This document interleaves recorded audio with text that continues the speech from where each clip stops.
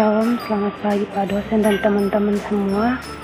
Baik, terima kasih buat waktu dan kesempatan yang diberikan kepada kami kelompok 1 untuk menjelaskan tentang hasil pengamatan kami berkaitan dengan pengenalan alat-alat yang berada di laboratorium kimia.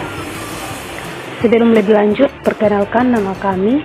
Yang pertama, saya sendiri Marheni Putri Jawa dengan NIM 2220001. Yang kedua ada Franciscus Obianus Mari dengan NIM 2220038. Yang ketiga ada Armelia Silviani Dilaluji dengan NIM 2220023. Yang keempat ada Mardi Marambameha dengan NIM 3224021. Yang kelima ada Destiani Tamoina dengan NIM 3224034. Yang keenam ada Sefriani Bangi Bangar dengan NIM 3224032. Yang ketujuh ada Delviani Rambuandal dengan NIM 3224040. Dan yang kedelapan ada Manang dengan NIM 3224030.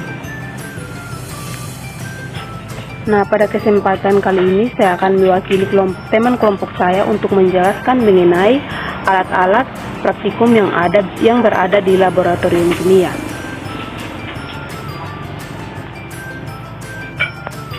Yang pertama itu ada gelas ukur.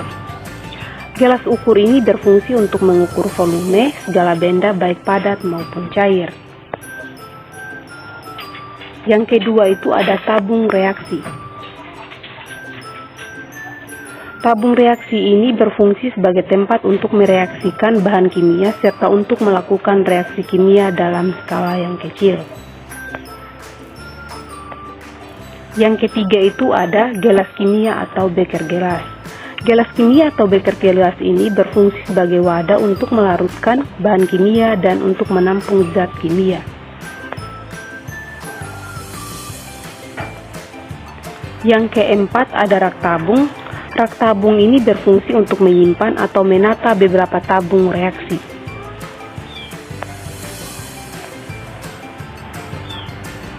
Yang kelima ada Erlenmeyer. Erlenmeyer ini berfungsi untuk menampung larutan hasil dan titrasi.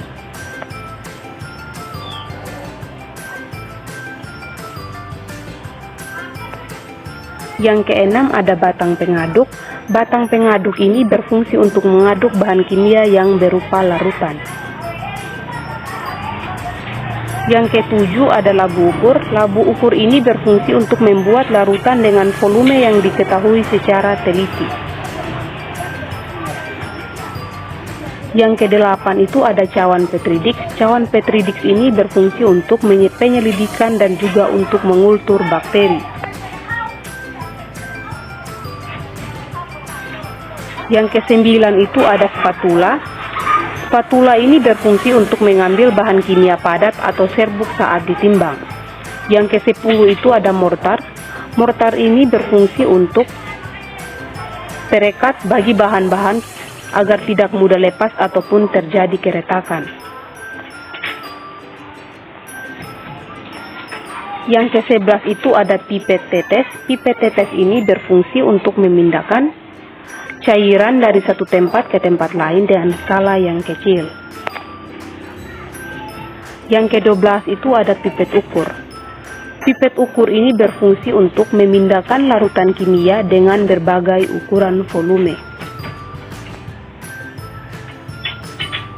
Yang ke-13 itu ada bulb. Bulb ini berfungsi untuk membantu mengambil larutan kimia yang berbahaya. Yang ke-14 itu ada mikropipet. Mikropipet ini berfungsi untuk memindahkan cairan atau larutan dalam volume kecil secara akurat. Yang ke-15 itu ada tip. Tip ini berfungsi untuk mengambil larutan dengan. Yang ke-16 itu ada buret. Nah, buret ini berfungsi untuk mengukur volume cairan yang keluar dari pipet serta digunakan pada proses titrasi. Yang ke-17 itu ada statit. Statit ini berfungsi untuk menopang dan menjaga kestabilan posisi peralatan laboratorium serta tabung reaksi, Buret dan Erlenmeyer. Yang ke-18 itu ada klaim. Klaim ini berfungsi untuk mengencangkan dan mencegah pergeseran alat-alat laboratorium. Yang ke-19 itu ada Bunsen. Bunsen ini berfungsi untuk memanaskan bahan kimia dalam eksperimen dan mensterilkan peralatan yang berada di dalam laboratorium. Yang ke-20 itu ada pH meter. pH meter ini berfungsi untuk mengukur tingkat keasaman atau kebasahan suatu larutan. Yang ke-21 itu ada autoclave. Autoclave ini berfungsi untuk mensterilkan alat dan benda dari kontaminasi mikroba. Yang ke-22 itu ada hot plate. Hot plate ini berfungsi untuk memanaskan atau menghangatkan larutan kimia.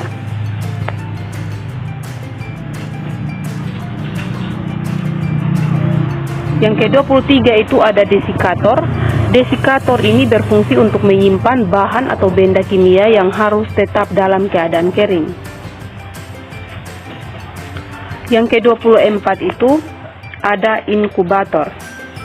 Inkubator ini berfungsi untuk menginkubasi suatu bakteri agar dapat hidup pada suatu media atau substrat.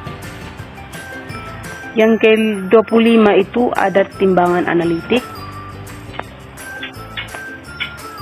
Timbangan analitik ini berfungsi untuk menimbang massa bahan atau zat dengan tingkat ketelitian yang tinggi. Dan yang ke-26 itu ada timbangan digital. Timbangan digital ini berfungsi untuk menimbang bahan atau zat yang akan digunakan dalam percobaan.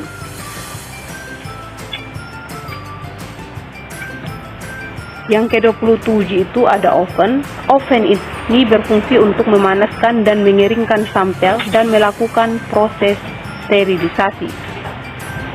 Yang ke-28 ini ada UV vis. UV vis ini berfungsi untuk mengukur daya absorbansi suatu cairan yang memiliki gugus kromofor terhadap panjang gelombang cahaya tertentu. Yang ke-29 ini ada shaker. Shaker ini berfungsi untuk mengaduk bahan atau larutan hingga homogen. Yang ke-30 ini ada jarum Ose. Jarum Ose ini berfungsi untuk memindahkan mikroorganisme dari kultur cair atau padat ke media lainnya. Yang ke-31 itu ada evaporator. Evaporator ini berfungsi untuk menyerap panas dari udara. Yang ke-32 itu ada mikroskop. Mikroskop ini berfungsi untuk melihat objek yang sangat kecil seperti jaringan, seperti sel, jaringan, dan lain sebagainya.